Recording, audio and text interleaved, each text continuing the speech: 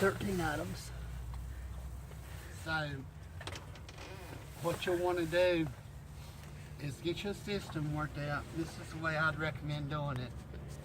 I'd start with my seat belt, make sure it's good and secure. You're going to hop up and sit down in the truck. So you just go ahead and check your seat belt, make sure it's good and secure, it's working properly. I've already mentioned our emergency equipment. The next thing that I would do is I would do a safe start. I would take the key, I would put it in the ignition, and I would just turn the key on but not start the engine. That gives my gauges a chance to do their thing.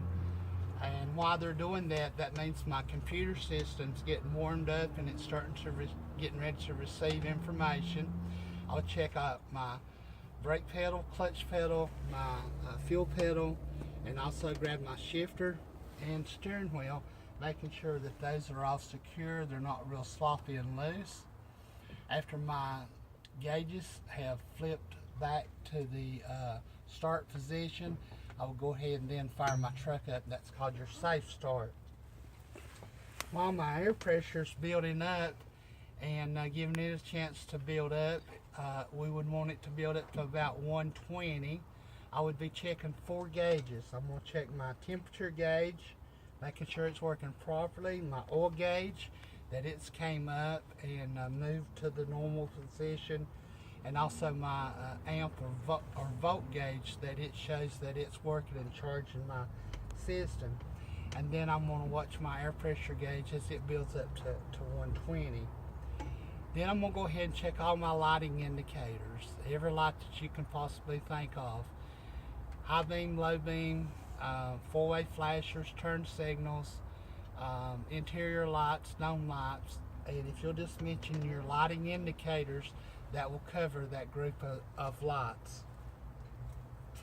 Next thing, I'm going to check my horn. I'm going to check my city horn, and I'm going to check my air horn, making sure that they both work properly.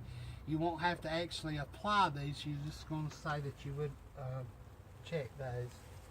Next thing, I'll check my climate control, is my heat defroster, make sure they work proper. My windshield wiper, that they're working. My washers, that my windshield is, now I can look out of it good, and everything looks good and secure. And I'm going to look at my mirrors. At this time, I'm going to make sure that my mirrors are adjusted properly and that I can see down each side of the truck. I'm going to go to my braking system now. I've got about 3 things that I'm going to have to check on my braking system. First one is going to be my parking brakes. I'll check my parking brakes by putting my truck in gear, releasing the tractor parking brake, leaving my trailer secured, and give it a tug test. Then I'm going to set my tractor brakes, release my trailer brakes while it's in gear, and give my tractor a tug test. Then the third thing I'm going to do is release both brakes, put my truck in gear.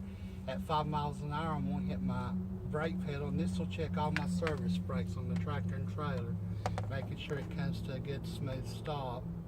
Then I'm going to do my air brake check. The way that I want to do that is I'm going to put my truck in gear, or either chalk it so it doesn't roll. I'm going to release my brakes so they'll both be pushed in just like they would be if you were driving down the road.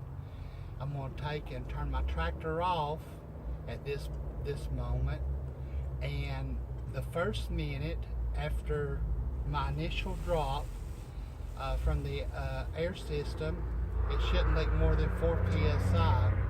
This is called your lab check. So this would be the leakage part of my air brake check. When you're doing that 4 psi, do you apply the surface brake? Make sure it doesn't leak more than 4 psi per minute. You would want to release both your parking brakes, make sure that it's in gear or chalk, and then you want to apply your brake pedal down and hold your brake pedal down for 1 minute. And at this time, it shouldn't leak more than 4 psi. And then you're going to cut your switch on, but don't start the engine. fan your brake pedal up and down, and your alarm system should come on at 60 psi. I'm going to continue fanning my system, my brake pedal up and down till my system somewhere between 20 and 40 psi. Those buttons will pop out. At this time, that would complete my air brake check, and you would be done with your pre-trip inspection. Got it. Y'all have any questions or anything at all? You used to do quite a bit more on the air brake check. You would start the engine back up and let it idle back up to, when it got to 85 psi, you would time it, and it would have to build from 85 to 100 within 45 seconds. But you're not required to say that now. But that checks your compressor to make sure it was working properly. Whenever you do this, you start